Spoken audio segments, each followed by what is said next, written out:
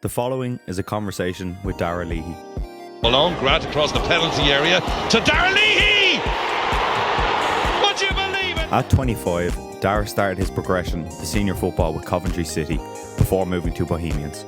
Darragh is now one of the most well-regarded fullbacks in the league, having signed for Dundalk in 2020, and so far in that time has played in the Europa League versus Arsenal and won the FAI Cup.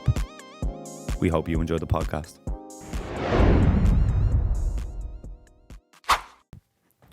Darragh Leahy, welcome to the podcast.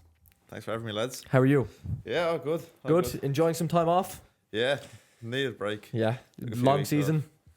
Yeah, it was a long season. I didn't play much the back end of it, but still, long grueling season. Obviously in training every day and stuff, so nice bit of downtime. Actually had no waiting holiday now on Saturday, but keep taking over, and then Lovely. we'll probably be back just after Christmas. Lovely. Very nice. Yeah, it seems to be, there's a lot of things obviously going around the league in general, I would say, at the moment. Like there's just a bit of turmoil all over, people making moves like it always is. Always seems like it's never going to happen, and then the off season comes and it's just pandemonium. How do you find, so obviously not even, well, speaking from your own experience, but even just other players, that end of season feeling, is it generally something that you'd feel quite anxious about, or is it just whatever comes? It's a bit different at the minute. I still have a year left at Dundalk, so it's less anxious. Previously, like this time last year, I was coming up to the end of the season and I was out of contract. So it can be very anxious. Like a lot of clubs in the past have gone year to year, so thankfully it has got better where they've handed out 2 or 3 years, so you have a little bit more security and that kind of stuff. So Yeah, it's just that, like, I couldn't imagine that as a player personally. You come to the end of the year, you could have had a great year, could have had a poor year, but it's just on the uncertainty. yeah. And naturally, I think it's that builds a lot of like, anxiety. I don't have family, mortgages, kids, but Yeah. lads who are older, like that must be very stressful, you know? Yeah, definitely so.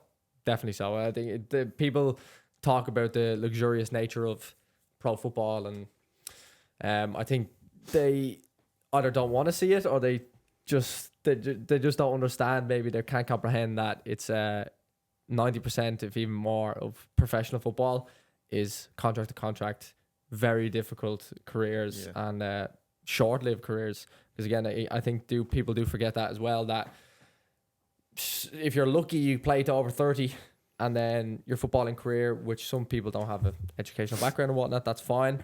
But then they don't know what to do after that. And it's like, once they're 30, it's like, right, you're done. Yeah. And that's it. Like, what do you do after that? So that contract to contract, that anxiety in the off season is always something I'm curious to hear about from players, whether they do experience it or they see like older players and so on. So Dundalk, you have a nice senior team.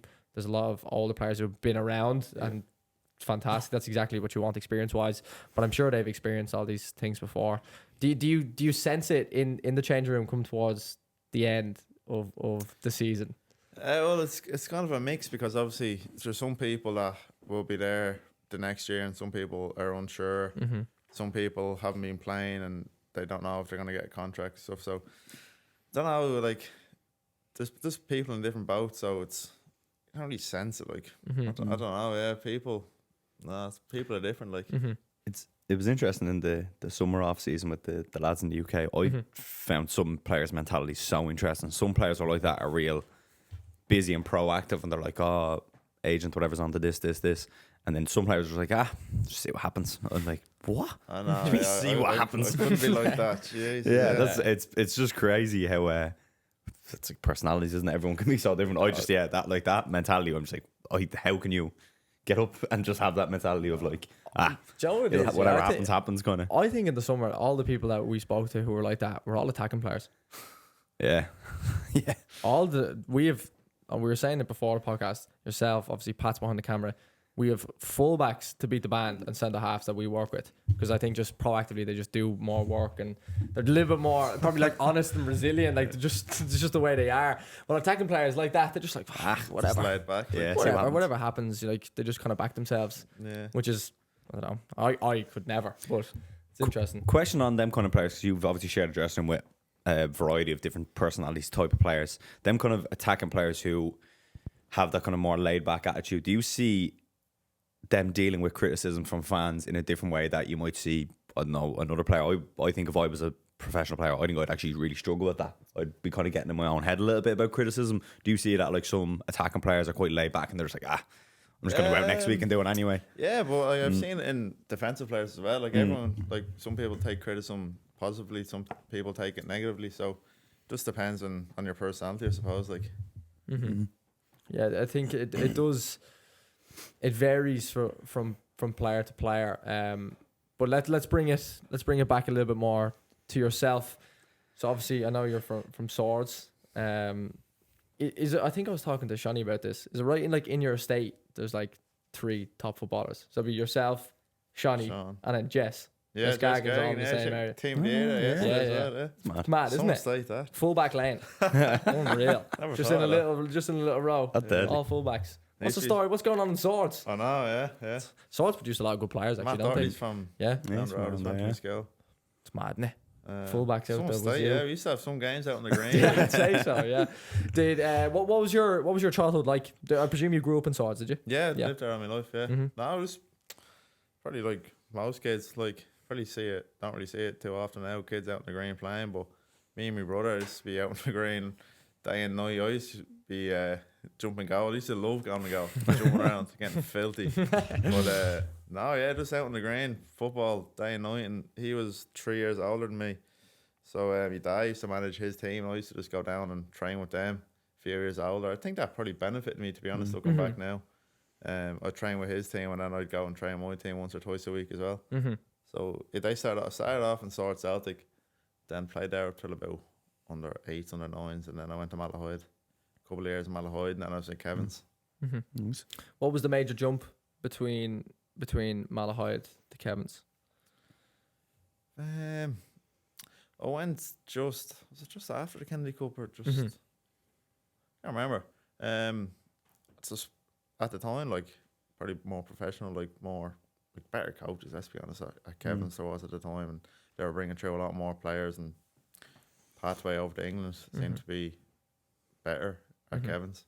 Yeah, a lot of people make that jump. Now it's different though, obviously, because you have your schoolboy clubs, and then the underage National League, which has been successful up until now, it's great to see. We always say it pretty much every week. It seems to come up on the podcast that we're always saying that it's about time that we have an underage National League system like every other European or world country that has underage, like a system that works towards its senior league. And obviously we're seeing a lot of the benefits of that now. Do you think you would have liked that when you were younger, have a National League structure as opposed to the Kevins, the DDSL, NDSL and whatnot, obviously the ones all over the different regions? I don't know, like playing when you don't have that kind of underage thing, it's a lot more like enjoyable. Like you have a lot more freedom, whereas with the whole structure thing, it's probably like academy football I'd probably base off over in England. That's just like crap, let's be honest. Like it's all like tippy tappy stuff.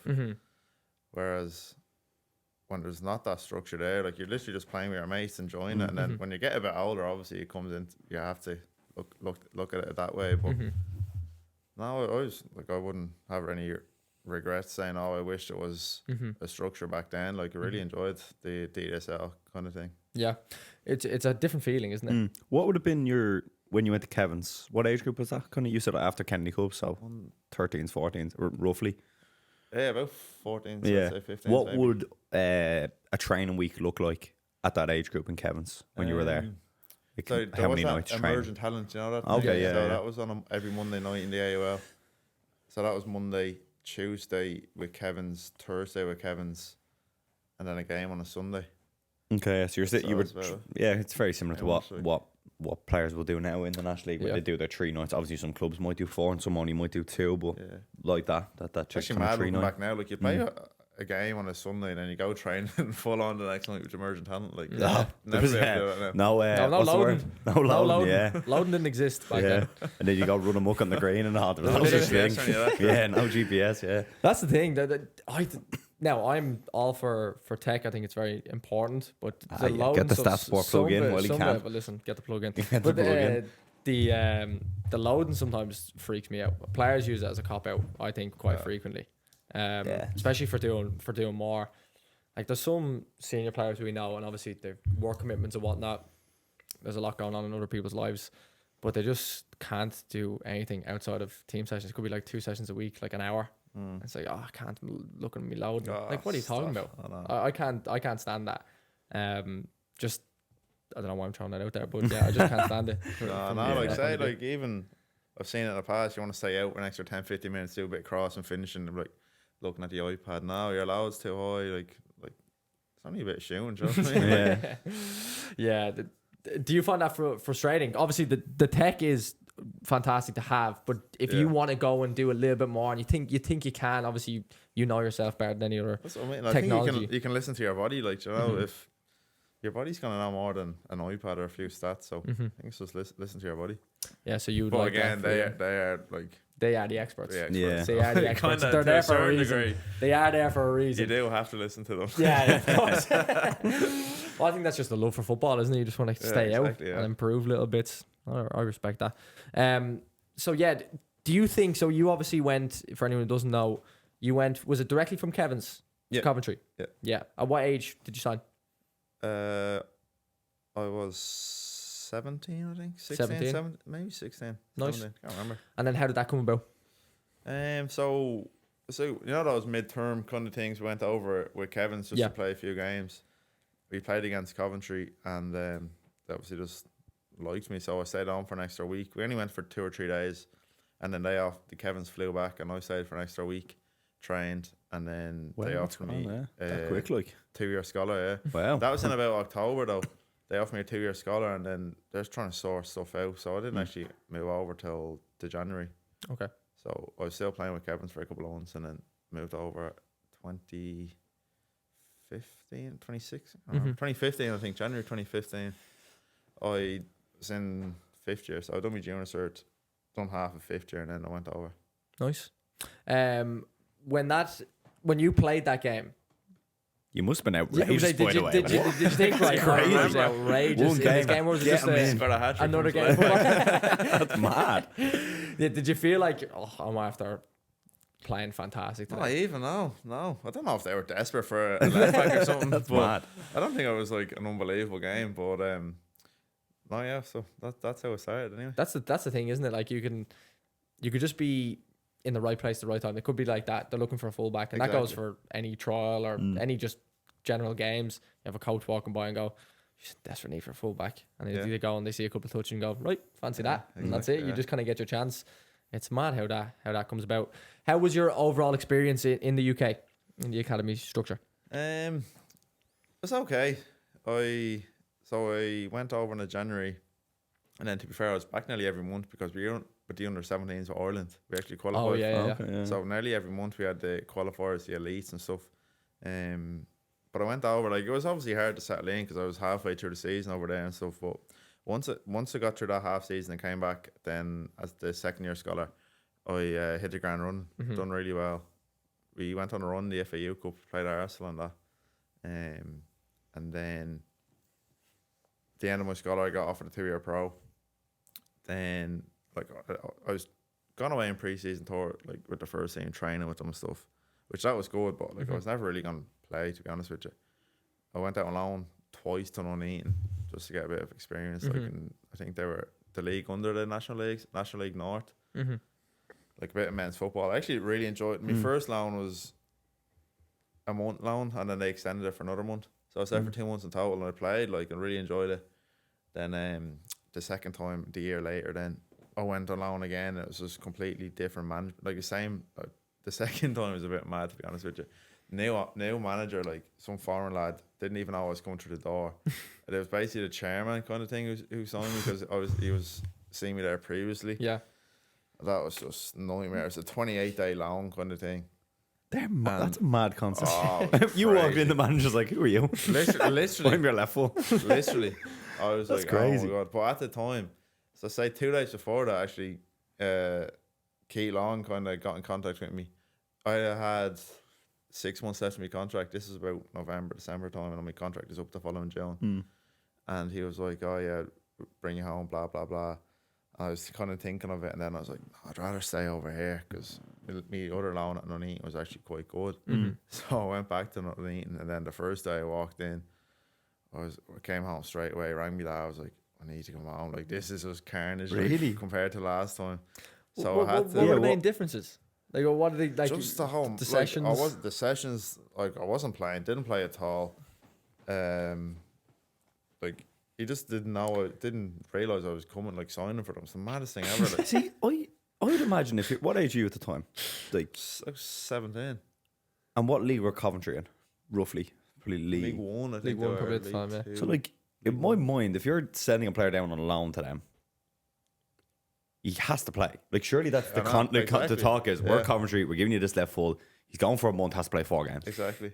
Or we're not paying you X. Or like, there has to be something surely in it where it's like, What would you go for That was 28 mad. days and not play? Like, yeah, Exactly. like, what's the point of bringing you in if nobody knows you're going to be there? And the day, so Yeah. I must have signed, went down on a Thursday. And like, the sessions are mad. Like, the day before a game, you'd be out on the pitch for about 2.5, 3 hours doing like set plays and all, like, mad. And then my girlfriend actually came over and we played. I can't remember who we played. It was about 3.5 hours away. Travel, like, she was sitting back in me digs, like, for the whole time. I travelled up, didn't play. I think it could have went to extra time or something. Oh, it was kind of travel all the way back. She's sitting in digs all laying around. I got back at all hours. So then, Nope. as soon as the 28 days went up, I just went in to the man. There was like, look, that's me, I'm done. And then thankfully, Bohs are still interested in me. So that's mad. when I got back in contact with them. But Jesus, Oh, it's that's carnage. a mad scenario. that was mad. Those month loans. I think we we're talking to Cindy about this as well. And Jamie Egan, didn't Jamie you do a couple Egan, as well? Yeah, like month loan, 2-month loan. Obviously, loan deals are massively important for young, like 17 years old to go out and the play. first loan was Brilliant. great. Like, I played every game, but Yeah, brilliant. That's exactly what you need.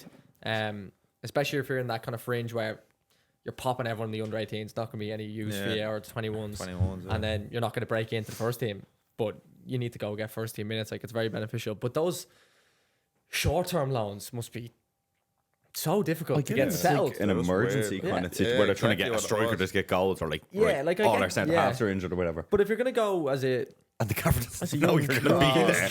I remember walking in, like, and it was just completely different to the last time I was there. Like, there's new people around the place. When I walked in, I just seen him. He was looking at me like, "Who are you? Like, what are you doing?" Would they have been part time?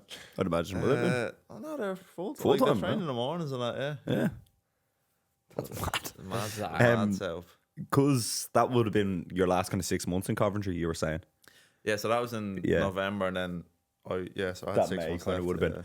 How did you find in the last couple of months? Like, did you kind of have a feeling that you either weren't going to be kept on, or you were kind of more eager to go, right, I'm just going to be proactive and No, like so I came home to Bohs then in that December. So I just had the 6 months left, but I didn't actually finish Yeah. them. Like, so that? You kind of got out essentially. Yeah. basically, I knew I Okay, wasn't interesting. gonna play or anything like that. And I knew if I stayed to the end of my contract, it would have been harder to come home halfway through a League of Ireland season. Yeah, Whereas okay. that's why I kind of said, right, I'm going to come back, start the season, hit pre-season. How did you find then dealing with Coventry in the sense of when you wanted to leave? Were they fairly just like? That was grand. Yeah, they were. Straightforward. Like, you know, Yeah, I okay. just said, look, I'm going to usually like rip up my contract basically, and that was it. Like, Right. easy, straightforward. Nice. Nice. Some clubs I'd say are and Yeah. nuisance to try do something like that. That's yeah. good that they were cooperative. Going back to when you went over to the academy structure initially, when you went over from Kevin's to, let's say, the under 18s, when you initially went over, was the standard gap as big as you'd think?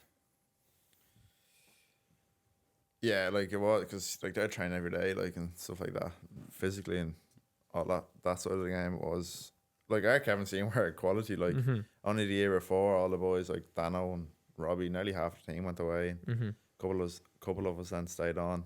Like, it was really good, but obviously it's another step up to the academy, like the full time. Was the physical side? Would you say that was the biggest difference, or technical, or tactical, or I'd say a bit of everything? kind of? tactical and tactical really. The physical wasn't too much. Now, obviously, to a certain degree it is, but I got up to speed with that pretty quick. Just training every day, really. Just is it more so actual physicality, or more so just they're just more athletic, they can cover more ground? Yeah, exactly. More athletic and stuff, but you kind of get up to that standard quick. And from a technical point of view, obviously when you're training every day, you're gonna just sharpen up. But Yeah. was there anything specific that your underage coaches had to pull you aside and be like, right, this is something you need to really chase now for the next while to catch up? Not really, no. I think it was just overall kind of sharpness and that kind of stuff. But as you said, once you're training every day, it comes naturally after a few weeks. Yeah. But I actually had to wait a couple of months for me international clearance, so I couldn't play. I could only play friendlies and that, so that kind of helped me as well to build up. Yeah. And Get then, that transition exactly, kind of phase. Yeah. Nice. Thrown into the deep end would be tough. Yeah, carnage, yeah. It'd be very, very tough. So when you'd moved then back to Bohs, so you had a full pre-season. Yeah, I came back in January, full just after pre-season. Christmas. Yeah. And you hadn't had a massive amount of senior experience. So if you combine the two lines, 3 months? Well, the first one. the first one, Yeah, the no, second yeah. one. About 2 months, I'd say, of Yeah. proper senior football. That's not a lot before No. going back into a full senior system. I think people forget that as well. Yeah, you're in the UK playing at a big club, Coventry, a very big club, and it's like, oh, going back to the National League, you should be grand. But they forget that like you're still a kid coming back Exactly, to yeah. play National League. What age were you when you were in that initial preseason with Bohs, that first one? 17. 17. So still 17. young, like still The first very, game very of young. the season was against Rover, so straight into the defense as well. Did you play straight away? Yeah, I went straight in, played. Nice. Oh yeah. How was that? How was the debut? Yeah, it's good. We won 3-1. Okay. Take nice. that. 3-1, yeah. It's carnage, like those games. There's no real quality in those games. It's just like you have to win basically. Yeah. But yeah, Dan Casey actually scored 2 headers, and then Paddy Kavanagh scored a great goal. Do you remember the Oh, celebrate with the chip? Was fan? that in yeah. Daily Mount? Yeah. He was a good player, Paddy Kavanagh, wasn't he? Great game. That's What mad. What was that at 17 years old? That that feeling like of going out, right, warming up, the atmosphere. Was it in Tala or That's in Daily Daily Mount? yeah. Yeah, it was in Daily It was Mount. unreal. Like, get goosebumps now. Even looking back at it, like it's been unreal. Like the atmosphere now, and obviously it's gone up a notch. Tala's obviously got the whole new stand and stuff, but Daily Mount is just sold out every week. So it's unreal atmosphere in those games. Did you find yourself probably in the warm up? Naturally, I think people look around and they're like, "Jesus, what's going on here?" A little bit gives you a second to breathe. Then when you go back in, you came back out. It's your debut. It's a massive game. I know. The first one of the season. On telly as well. Like, Yeah, I broadcasted it. It's great. Did you feel a bit like, oh Jesus Christ, I better perform here, or was like just do everything really basic and look after myself? Play yourself into the game. You know, first pass, first header, all that crack, and then after that, I think like, don't let the occasion get to you. Really, like, but yeah. Are you, when you're on the pitch, do you find the atmosphere is you're like engrossed in it, or you barely notice it? I think majority would say they barely notice it. Of course, you know, it's like warm up and all that kind of stuff. Yeah. But like after a warm up, you know, right, this is the atmosphere, this is the crack. So once you go in, come back out for the game, like Just game you know, plan, yeah. exactly, you know what to expect. And then on the flip side of that, you've obviously played across multiple teams in Ireland, and then a couple of across Europe as well, which is amazing. Has there ever been games where the atmosphere is like minuscule, where there's like very little noise? Well, obviously during COVID, it was mad. Like Oh, you yeah. said, with Dundalk, we got to the groups at Europa League. Yeah. But like we played in the Emirates and there's no one there. Like played in the Aviva, no one there. So it was Is that so is that weird. silence hard to like get yourself up for the game, or Well, do you have in to just do those it games, internally? obviously not, because you're Yeah. playing against Yeah, them. yeah. But like when you're playing in the league against a team, like I think I can't remember who we played, but someone in the cup, it could have been away. Like literally no one there. Like Growler, but I don't know. Like it's your job, do you know what I mean? So you're gonna play. Like it is obviously harder to get up for the game, but you do get yourself going eventually. Yeah, you just have to figure it out. You're playing again football once you're in it, Exactly. but it is hard to embrace that atmosphere. Was there that first season? So it was your first year. We'll say your first year in senior football. I know we had a couple of loans, or the loan, we'll say. What was the big difference you found going into that over that whole season? Was there anything you struggled with in terms of senior football, or was it kind of like, right, just get in, get a couple of games, and kind of feel your way into it? No, basically that. Yeah, I didn't really struggle. Well, I didn't think I did anyway. Like after you get a run of games under your belt, maybe the first round of fixtures come around. After that, you're like, right, we've played against everyone. Now what to expect? This is it. Like so, that was all. Yeah. Is the transition to being, obviously you're only in for like that initial loan, like 2 months. You kind of barely get to know everyone in the dressing room for that amount of time. You build decent relationships. Did you find you were quite distant from the dressing room because you're still young, you're still quiet, and kind of just like stick to yourself? Or did you really try embrace and get in with the experienced players and just take as much nuggets as you can? No, I kind of just kept myself to myself, kept the head down, done my job, and because they were. See, I don't know if they were part-time or full-time because they trained in the mornings and that, but they're all going to go off and have their own jobs and that. So, no, I just kept myself to myself. And to be fair, I did train at Coventry as well sometimes, and then sometimes I train with them. So I just kept myself to myself and Nice. done my job. Yeah, that's fair. And when you're in that dressing room, obviously going in as a young kid, now a little bit more experienced, you've had a good career up until now, and you've still have obviously a lot more to go, hopefully. You have a lot of younger players now coming into your dressing room where you probably feel like a senior player. What are they similar to what you would have been like, or are they different? I think they're different now. Like if I walked into that change room, I'd be shitting myself. The players are walking in now, like young lads, and all chirping up as if they played 100 games. It's like, what is going on? But like I wouldn't be spoken until I was being spoken to, that kind of thing. Okay, yeah. These lads would be like going on the speaker and all before games, like chill out a bit. Do you find they're ever like?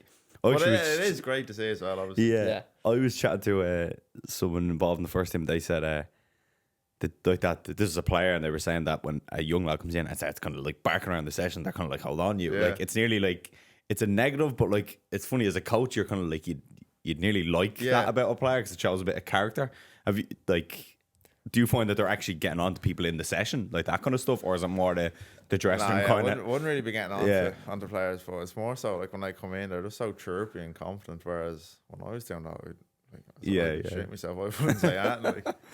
I think I don't mind it if it's warranted.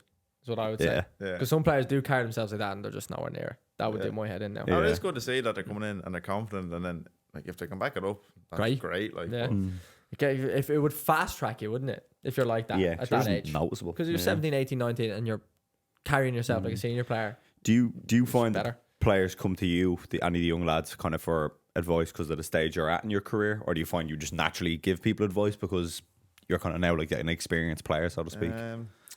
Like I wouldn't be going around like giving advice, to be honest with you. Like if they can, like they would come up to you like well and good, and you're gonna be open to them, but like I wouldn't be one for going around the change room to young lads saying like, you can do it. Yeah. Okay. So you're more individual focused, just focus on your own job. Very much, yeah. Get in, get out. It's fair enough. Everyone's personality traits are so different. Go back to playing against Arsenal in the Aviva first of all, and then in Emirates. You started the game in the Aviva, isn't that right? Yeah, I actually didn't play in the Emirates. Yeah, you didn't play in the Emirates in the end. Played the whole game in the Aviva. Yeah. What was that like? That was unbelievable. I know it was COVID with no fans, but like they put out their second string team, and like I was marking Pepe, like only signed up for about 90 million or something.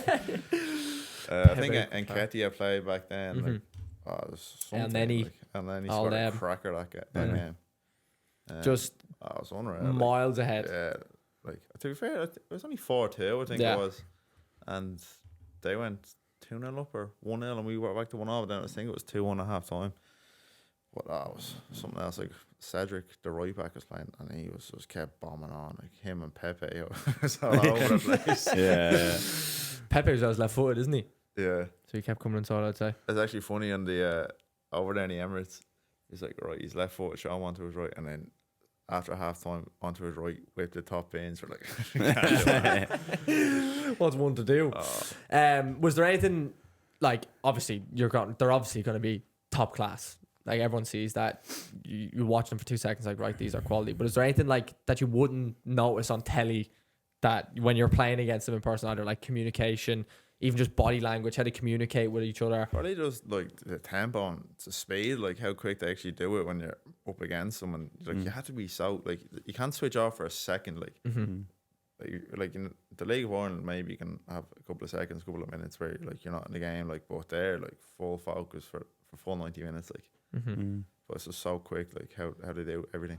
Did you find yourself even at set pieces? No, is there anything that they're just they're clever? They're all you, and it's like Like that's mad. It's mad that when you actually go to live football, you realize how like I don't say big foot because No, like they are, footballers they are are. like No, you can say they're they're obviously massive. units, but they're not like not like rugby player big, but they're still like you look at them and go, geez, like he's way taller than I thought he was. I remember like De Gea was a great example. Monster. I couldn't believe he was 6'4", Mm-hmm. but like he's like 6'4", but he looks like he's like 6 foot on TV. But like that when you see players literally when you're across them, you're like, Jesus, they're actually like they're proper athlete units. Like even like the skinny lads now, like they just look huge. Like I don't know what it is. Like you see them in person, they're just obviously that they're in the gym every day. They should be in good shape, but it's very deceiving what you see like on telly. It's almost like we And how strong romanticize they them, actually are. fantasize them, and how strong they are is right. Like you look at the likes of, and there's a weird example, but Matic. Like Matic is huge and quite slim. Could you imagine playing against Matic? just handing you Oh off. my God, Just good wearing luck. you. You Yeah. wouldn't have a hope.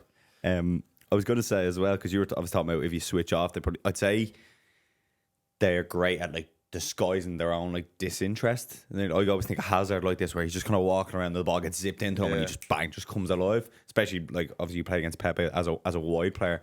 Did you find that sometimes they would even look disinterested? Yeah, and then they like his body language sometimes I'd be like. Have him. He's not interested. Yeah, like he's not interested, and you get the ball, a little step over, and he's just gone past you. Like, they just turn it on like that. It's crazy. That's mad. The ability to do so.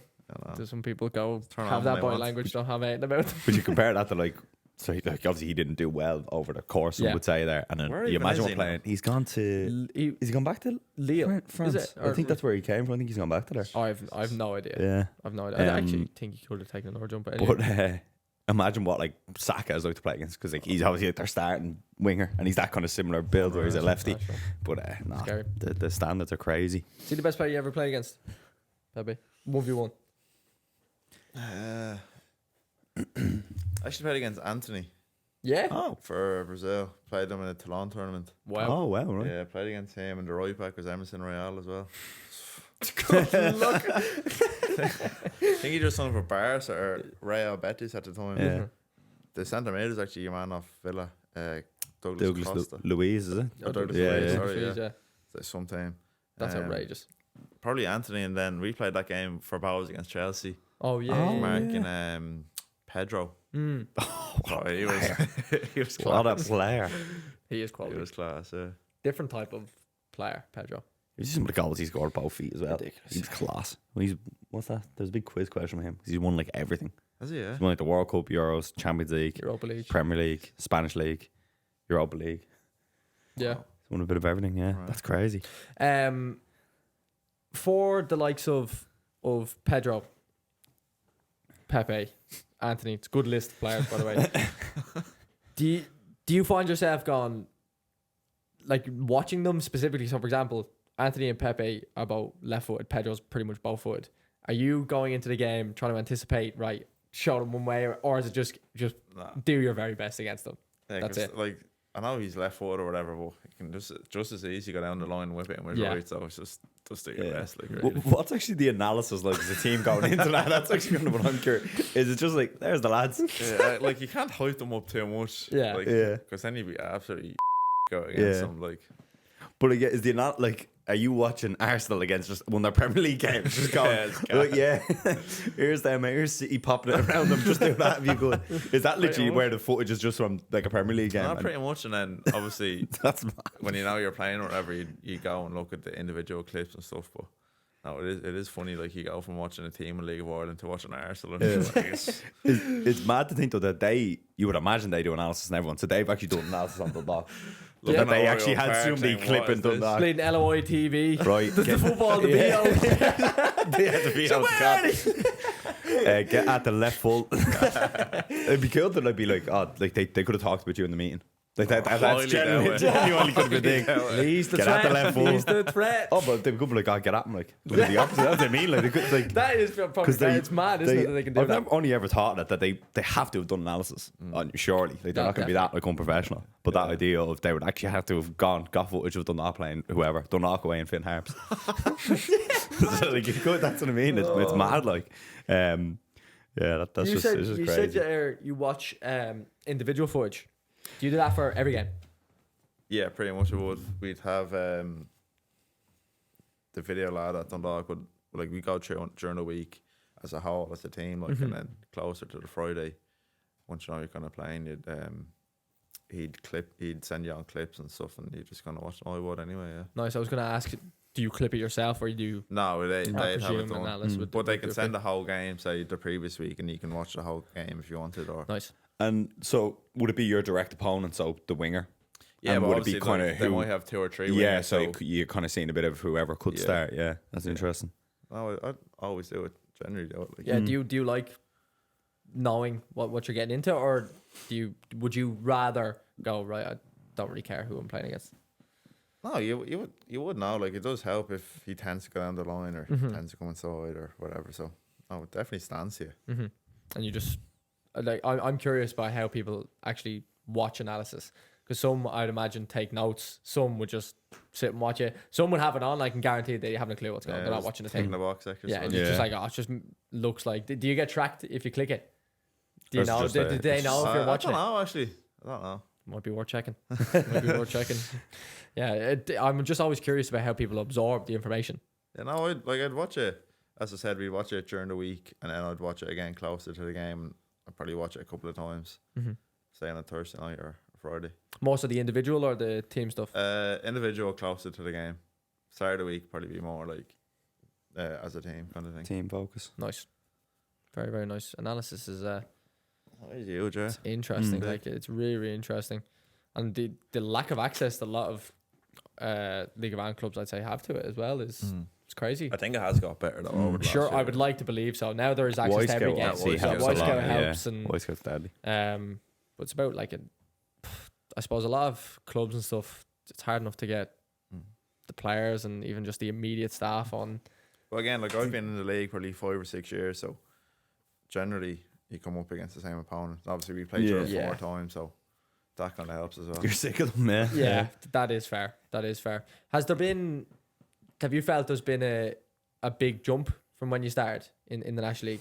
And if so, what has really been the change? Oh, definitely. Probably a bit of everything. Like, you see the attendances now, like, struggling to get a ticket in some games, like the Bohs games or Shells games or Pats, whatever. But the quality as well, you see a lot more people coming from abroad, especially England and Scotland. Players coming over now, so it is, the standard definitely has gone up since I first came. Is there anything in terms of like even basic stuff like professionalism, or I know there's a lot more games. I'll tell you now, the LOI TV makes a huge difference that it's actually accessible. I know I was ripping the mick over there, but it is great to have. It's really, really good to have that to give people access to watch it. Like, for example, we train on Friday nights, so we can't go to any game. Yeah. But it's good to have the access. If we pay for X amount, you can go and watch it or rewatch it or whatever. So that's nice Even to have. people living abroad, like, they can just tune in on a Friday and watch it as well. So that's kind of spreads the league as well over. Yeah, the international audience makes a huge difference. Go on, sorry, because it's interesting. We talked about it on Paddy behind the camera today, but we talked about it on his podcast about, or was it on his or Rory? Maybe it was actually Rory who said it, that the League of Ireland is great because it's so like authentic at the minute. But then we want to professionalize it to a certain degree. So it's kind of interesting, the back and forth of the basic things we need to improve. And again, we said this to Brendan Clark when he was on the podcast. Since you're in the league, probably facilities, I'd imagine, haven't changed. No. Maybe bar some training ones, but that obviously, like everyone, we say it every week, everyone's beating that drum. That's probably the bare thing, that minimum thing that needs to change. Is there anything you see that as like an easy thing that the league as an overall could improve?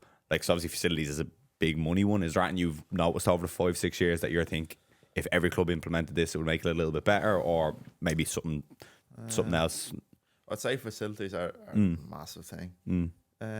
See, this year in the league, obviously Galway and Waterford have come up. Most of them are full time pretty much, so that's probably a big thing since I came into the league. Anyway, there's more teams gone full time. Yeah, the Premier is going to be, isn't it? Drogheda are gone as well, aren't they? Didn't they get? Well, I think they've gotten that takeover, so I think they're pretty much that's anyway. great talking news. about it anyway. So yeah, be a full time time. league. Yeah, Even Treaty now in the first division. Everyone's Kerry. making the jump. Yeah, it's great. It's unreal. it's mad to think. Yeah, someone could be going to Kerry like Stop. in a couple of years, like if they were to really push on, like it's crazy. Like when I first came, it was full times. I think Rovers, Pats, Derry probably. Yeah, Sligo maybe. Dundalk wouldn't have even Sligo. been when you first came, would they have been? Maybe. Sorry, Dundalk. Yeah, Dundalk as probably would have been. Yeah, Like when I was with Bohs, we were obviously part time and that. So yeah, I think that's crazy. That's a big transition since I first came. Everyone's gone full time. Yeah. A little bit on kind of the lows of a footballer, and in particular, because fans don't get a lot of insight. They obviously see you on a Friday night playing the game, and they just judge whether you care, whether you hate it, whether you're loyal, all this other stuff. What is it that fans don't see about a footballer's life that would be kind of a low point, would you say? I'd say like you're 24/7. Like it's basically it is your job. Like you know, like you have to sacrifice so much. Like with your family, like they could have like occasions and stuff for holidays. Like we might only get a couple of days in the middle of June and then a couple of weeks in the off season, whereas everyone else is kind of whenever they want. Like that would be like you have to do obviously make a lot of sacrifices. So that is tough. I think it's the thing people don't realise with sport, let's say, not even just football, where it's like you've a game this Friday. It's not like a job where you can just go in and boss, I want annual leave. Like it's like it doesn't work with that. They'd be like, what? Like and about like you literally have to. Obviously, once you're fit, like you have to be there. Like tougher as well when you're not playing. Like you're training Monday to Friday, and then like the main part of your job is the Friday night, and you're not playing. It is very tough, but just have to keep the head. All I do anyway, keep the head down and keep going because it changes so quickly as well. Like 1 week or one couple of games, you might be out of the picture completely, and then an injury or whatnot, and you're straight back in. So you have to be ready. Do you do anything external? Bar. So obviously, you play. It's your full-time job, which is again a blessing. It's great to have that. Obviously, you have a relationship, but is there anything else you do day to day? Not really, no. Just sit around, like. Yeah, well, I wouldn't say sit around. stitch them up. Like, nah, like full focus is on football. Obviously, in a couple of years on the back end, whatever, I'll start looking at stuff outside of football. Yeah. But at the minute, and it has been, it's just full focus on football. Like it's my job, commitment. And that's it. Yeah. Everything into it. Put everything into it and see what happens. And Yeah, then no, after 100%. that, it's gonna be time to do other stuff outside of football. Yeah, you forget how That's young. the way I look at it. Anyway. Yeah, that's you kind of forget how young you are when you do finish with football. Like, Yeah, people say say, you're he's 32, 33. yeah, like, he's still, people think he's still so young, like in the Yeah, world. very Like, but yeah, no, it's interesting. I was going to. Oh yeah, sorry, and we kind of talked at the start about the kind of you mentioned the contract situation, and again, this is another thing you would see fans say where let's say a player contract's expiring, and then the fan opinion might be, oh, he's not loyal, doesn't want to stay around. But then the fan mightn't see it behind the scenes of, well, there's no deal on the table or whatever it might be. Like I always find that how would you say, the fan experience of football is so different to obviously a player's experience. Yeah. You know, I don't really know where it's going with this. It's going to ask a question and it completely went out of my head. But that is fair though. That is fair because we're fans.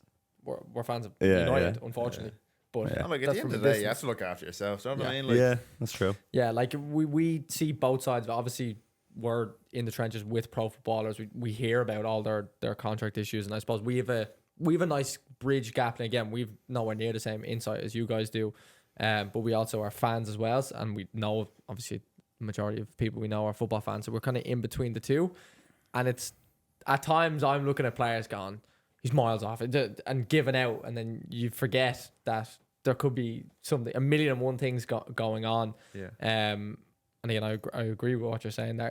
It's hard to communicate that to fans because again, a lot of them are paying X amount of money and they're committing time to go and watch, and they might see just X, Y, Z, and that's what they judge. Again, they see you on a Friday night, and all they see is right. I'm judging Darragh based off tonight. Yeah. That's it, and they know nothing else. Like you could have had the worst week of your life. Yeah, that's the thing. On Friday night, that's all I see on a Friday. So Yeah. It's just more so just an interesting topic of conversation. That it's I just find that the life of a fan, I was only thinking this the other day, is so interesting because it's like, especially the real diehards either in the Irish League or in England and all, who would travel all around the country, they like put their week's happiness in something they have no control over. Yeah. Like they're going to the Dundalk game going, these have to win and my week's ruined. It's just rolling the dice on your happiness. It's crazy. But then they'll turn up again next week. Yeah. It's the connection. Surely it's addiction.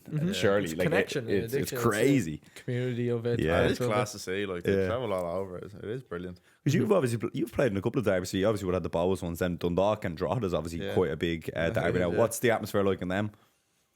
It's obviously less compared to Bohs and Rovers, but it is class, to be fair. Like, the Drogheda fans and Dundalk fans are really good with a lot of pyros and stuff, and now they're fined and all. Yeah. It is deadly. Yeah, it's because Drogheda, even though they've just got that real like core group of fans. I don't think Dundalk obviously would have been the same over the years, so it's deadly to see little rivalries like that in the league. You know, it's important. So otherwise, it's just definitely. robotic football, isn't it? Like for a while, nothing every week to week. It's just kind of the same old boring. You need that little bit of extra every so often. That's why they're so special, because they're not every week.